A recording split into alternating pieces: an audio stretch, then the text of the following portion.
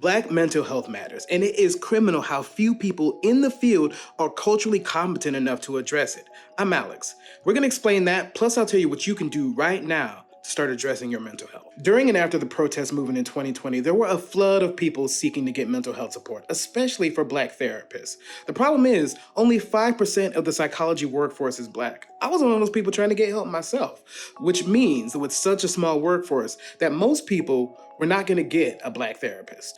And that's what makes cultural competency so important.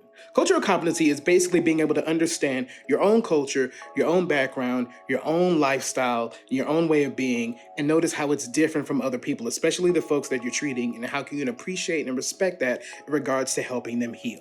So it means that even if you don't relate to the person you're treating, you'll be able to contextualize their experience to help them. A big problem, though, is training. There's a lack of it, and there is no widely accepted standard of care for treating racial trauma especially. I dig into it in my podcast, and I talk to therapists about this very issue.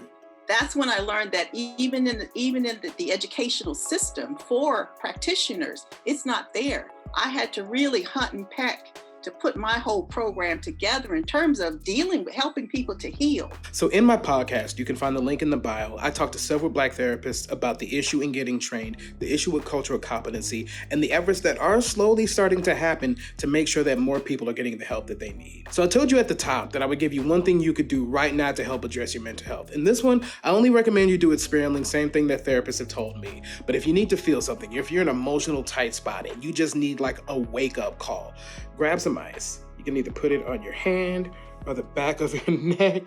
Just that little bit of jolt or energy can kind of help reset the senses, and it gives you a little bit of time to think about using other coping skills.